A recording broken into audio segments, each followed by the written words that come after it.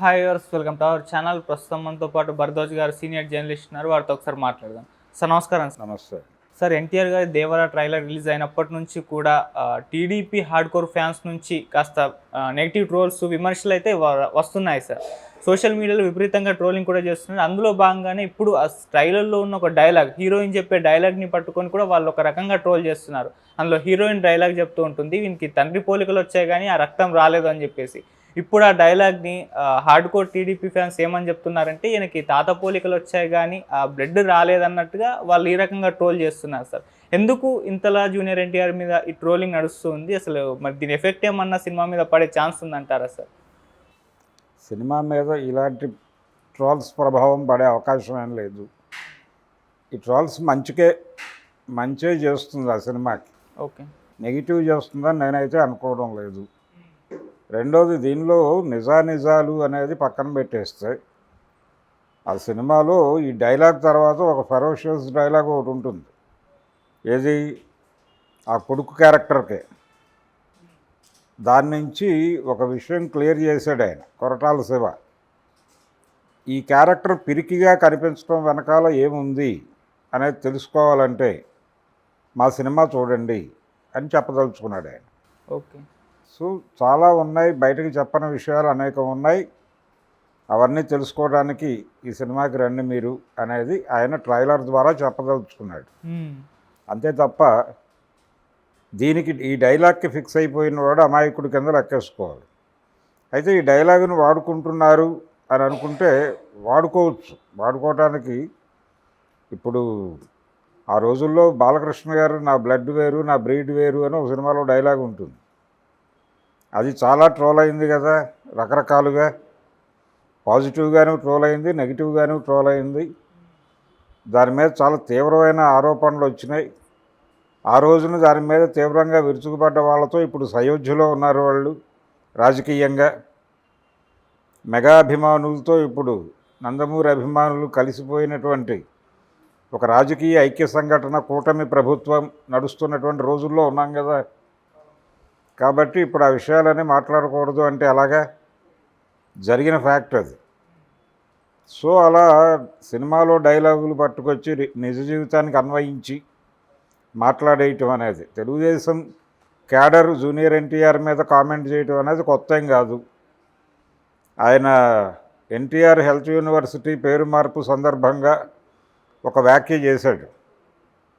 ఈ యూనివర్సిటీ పేరులో ఎన్టీఆర్ పేరు తీసేయటం వలన ఆయన ఖ్యాతికి వచ్చిన ప్రమాదం లేదు. అలాగే ఎన్టీఆర్ పేరు తీసి వైఎస్ఆర్ పేరు పెట్టడం వలన వైఎస్ఆర్ కీర్తికి కొత్తగా తొడిగేవేమీ లేవు అని చెప్పాడు ఆయన. అది మంచి స్టేట్మెంటే. యథాతథ స్థితి మెయింటైన్ చేసుంటే బాగుండేది. అనవసరంగా లేనిపోని వివాదం కొని తెచ్చుకున్నావు మిస్టర్ వైఎస్ రాజశేఖర రెడ్డి కొడుక జగన్మోహన్ రెడ్డి అని చెప్పాడు ఆయన. అది చాలా మంచి స్టేట్మెంట్ ఆయన ఇచ్చింది. ఎవరు? జూనియర్ ఎన్టీఆర్ ఇచ్చింది.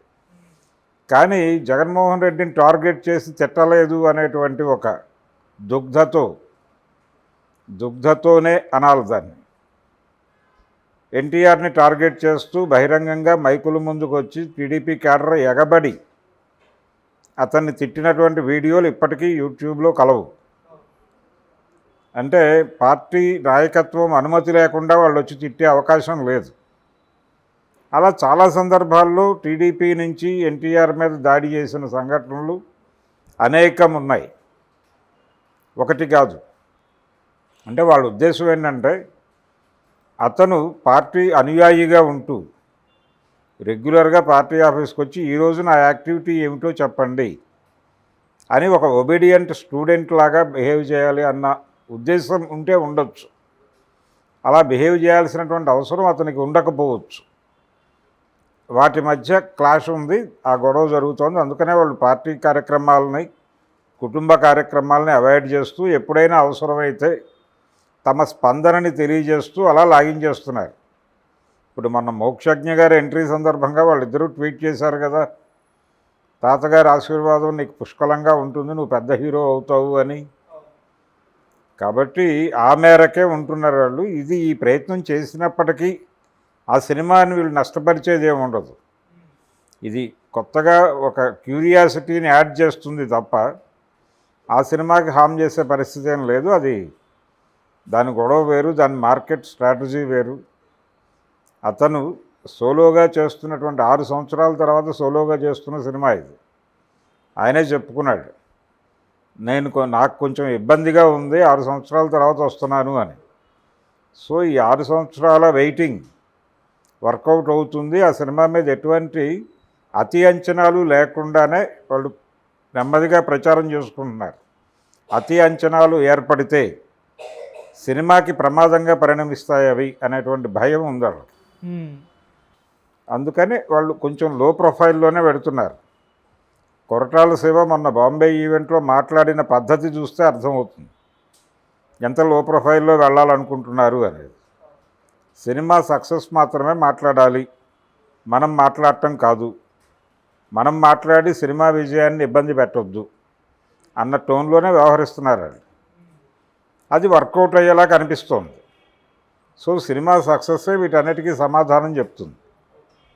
ఒకవేళ సినిమాలో కంటెంట్ లేకపోతే జనం ఎలాగూ చూడరు. సినిమాలో కంటెంట్ ఉంటే వీళ్ళు ట్రాల్ చేసినా ఏం చేసినా చూస్తారు. ఓకే, అంటే ఆ మేరకు అతనికి ఒక పునాది ఉంది, ఆ హీరోకి ఒక పునాది ఉంది. ఏది ఎన్టీఆర్ మనవడికి ఒక పునాది ఉంది. ఆ పునాది మీద సినిమా పాస్ అవుతుంది. ఇక్కడ క్లైమింగ్ రాజకీయాలు ఇవి. ఇప్పుడు ఎన్టీఆర్ వారసులు ఎవరు అనేది క్లైమ్ చేసుకునే కార్యక్రమంలో భాగంగా రకరకాల ఇవి జరుగుతూ ఉంటాయి. అతను సీరియస్గా అంటే ఎన్టీఆర్ అంటే సీనియర్ ఎన్టీఆర్ ఆయన్ని ఒక ఇంటర్వ్యూలో అడిగారు, అది మీ రాజకీయ రంగంలోనూ సినిమా రంగంలోనూ మీ లెగసీని కొనసాగించే వాళ్ళు ఎవరు అని. హిందూ అనే ఒక దినపత్రిక చేసినటువంటి ఇంటర్వ్యూలో దొర్లినటువంటి ప్రశ్న ఇది. ఓకే, ఆయన చాలా స్పష్టంగా ఎవరూ లేరు అని చెప్పాడు. బాలకృష్ణ నటవారసుడు కదా అంటే నటవారసుడే అన్నాడు. నటవారసుడే అని చెప్తూ నాకు సంబంధించి సినిమాకి నాకు సంబంధించి చాలా విషయాలు ఉన్నాయి, చాలా లింకులు ఉన్నాయి. ఆ వాటన్నిటికీ అతను వారసుడని నేను అనుకోవడం లేదు. అతను నటుడు, నేను నటుడినే కాబట్టి నటవారసుడు అనుకోవచ్చు, అంతవరకే. నా ఇన్ టోటల్ ఎన్టీఆర్ వేరు. ఎన్టీఆర్ అనేవాడు స్క్రిప్ట్ రైటరు, ఎన్టీఆర్ అనేవాడు డైరెక్టర్, ఎన్టీఆర్ అనేవాడు కొన్ని సందర్భాల్లో డైలాగ్ రైటరు. ఇలా బహుముఖమైనటువంటి ప్రజ్ఞ అయింది. అంటే సముద్రాల గారు రాసినటువంటి స్క్రిప్ట్ని కూడా రీరైట్ చేసినటువంటి సందర్భం ఉంది ఆయనకి. అంటే తనకు ఒక పర్స్పెక్టివ్ ఉంది, ఒక క్లియర్ పర్స్పెక్టివ్ ఉంది, ఓకే, ఒక క్లియర్ విజన్ ఉంది. దాని ప్రకారమే అతని సినిమాలన్నీ డిజైన్ అయినాయి.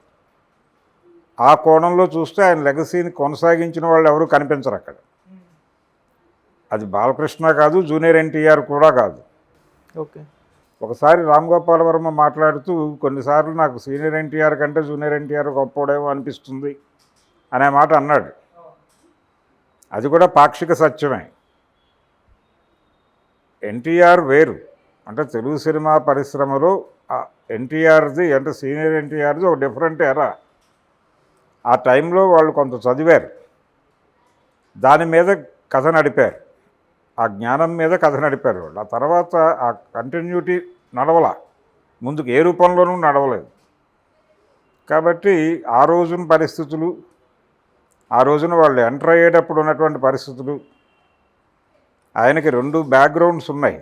ఒకటి త్రిపురనేని రామస్వామి ఇన్ఫ్లుయెన్స్ ఉంది ఆయన మీద. మెడ్రాస్ వెళ్ళినప్పుడు యాంటీ హిందీ మూమెంట్ జరుగుతోంది. ఈయన మెడ్రాస్ వెళ్ళిన సమయంలోనే పెరియార్ రామస్వామి ప్రభావం ఉంది.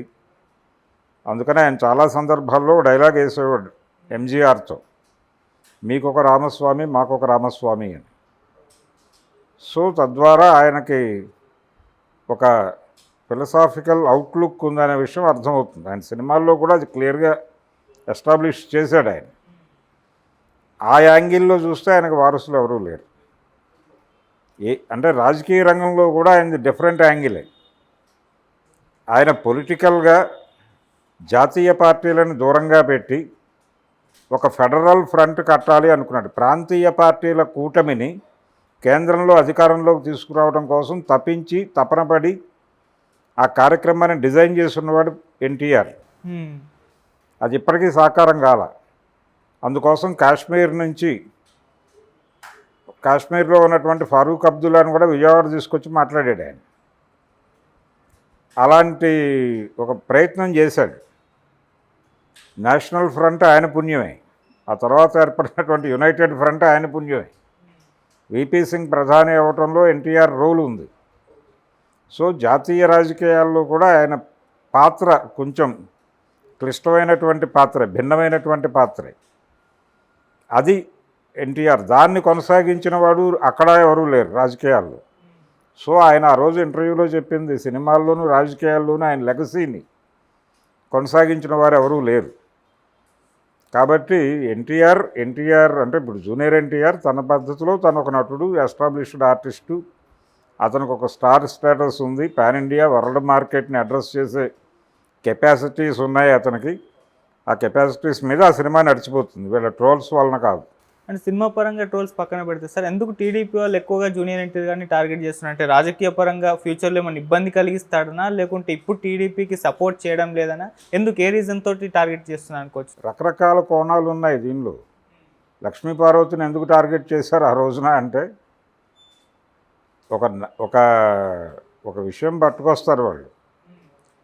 అంటే హరికృష్ణ గారికి ఇతను ఏ విధంగా కుమారుడు అనే దగ్గర ఒక చర్చ మొదలు పెడతారు. అక్కడి నుంచి నడుస్తుంది డ్రామా. అది పక్కన పెట్టేస్తే, ఒకటి అతని వలన అంటే అతనికి ఉన్నటువంటి కెపాసిటీస్ రీత్యా అతను రాజకీయాల్లోకి ఇప్పుడు వచ్చే ఉద్దేశంలో లేడు. ఆల్రెడీ ఒకవేళ వస్తే లోకేష్తో ఇక్కడ స్ట్రగుల్ అవ్వాల్సి ఉంటుంది, అందుకని అతను ఆ ఏరియాలోకి రాడు.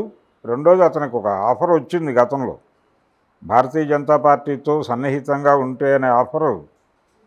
నేరుగా అమిత్ షానే ఆయన్ని పిలిచి మాట్లాడిన సందర్భంలో అతను చెప్పింది ఇదే, అయ్యా నాకు ఒక పొలిటికల్ బ్యాగేజ్ ఉంది ఇక్కడ, సో నేను అది ఉండగా నేను ఇంకొక లైన్ తీసుకుంటే అది రకరకాల ఇబ్బందులు కొని తెచ్చుకున్నట్టు అవుతుంది, నాకు చాలా సుదీర్ఘమైన కెరియర్ ఉంది, నేను ఇప్పుడు దాన్ని డిస్టర్బ్ చేసుకోవాలని అనుకోవడం లేదు, అందుకని నన్ను వదిలిపెట్టేయండి అని చెప్పాడు ఆయనకి. అందుకనే రాజకీయాలకు దూరంగా ఉంటున్నాడు ఆయన. ఇక్కడ ఆల్రెడీ చంద్రబాబు కుమారుడిని ఎస్టాబ్లిష్ చేయడానికి ఆయన ఒక నేపథ్యం ఎంచుకున్నాడు, ఆ పద్ధతిలో కొనసాగుతోంది అది. అందుకని ఇప్పుడు ఎన్టీఆర్ వచ్చి ఈ ఏరియాలో మళ్ళీ కొత్త గేమ్ ఆడే కండిషన్లో లేడు అతను. ఇది ఇలా నడవని, ఇది మరీ రకరకాలుగా ఇబ్బందుల పాలు అయిపోయినప్పుడు దీని గురించి ఆలోచిద్దామనే మూడ్లో ఉన్నాడు అతను. అతన్ని కొంచెం మొదటి నుంచి కూడా వీళ్ళు దూరంగానే చూస్తున్నారు. ఎన్టీఆర్ సినిమాల మీద ఎన్టీఆర్ ట్రస్ట్ నుంచి బ్యాడ్ ప్రాపగాండా జరగటం నాకు తెలుసు. కాబట్టి వాళ్ళు మొదటి నుంచి అతని పట్ల ఒక భిన్నమైన ధోరణే అవలంబిస్తారు. పైగా చంద్రబాబుకి రిలేటివే అతను ఒక రకంగా. ఏది హరికృష్ణ కుమారుడిగా మాత్రమే కాదు, ఆయన మేనకోడలి కుమార్తెనే ఆయన పెళ్లి చేసుకుంది. చంద్రబాబు గారి మేనకోడలు కుమార్తెనే ఆయన పెళ్లి చేసుకుంది జూనియర్ ఎన్టీఆర్. సో ఆ విధంగా ఒక రిలేషన్ ఉంది వాళ్ళకి. ఇన్ని విధాలుగా రిలేషన్ ఉన్నప్పటికీ అతన్ని కొంచెం జాగ్రత్తగా హ్యాండిల్ చేయాలి, హ్యాండిల్ విత్ కేర్ అనేటువంటి ప్రోడక్ట్ అది అనే విషయం చంద్రబాబుకు తెలుసు. ఓకే, అందుకని హ్యాండిల్ విత్ కేర్గానే చూస్తాడు. మొన్న ఆయన ఏపీకి విరాళం ప్రకటించినప్పుడు థ్యాంక్ యూ బావా అన్నాడుగా లోకేష్ ట్వీట్ చేసి, అలాగే చంద్రబాబు గారు కూడా ప్రస్తావించాడుగా, ఆయన ప్రస్తావన చేశాడుగా. ఆ మేరకు ఉంటారు అంతే, ఆ మేరకు మాత్రమే నడుస్తుంది అది. ఇతర ఏరియాల్లో కొంచెం అతిగా పెడితే ఏదైనా ప్రమాదం వస్తుందా అనేది ఇతని వైపు నుంచి కాదు, ఇతని మీద ఆయనకున్నటువంటి అంచనాల్లో నుంచి కలిగించే భయం అది.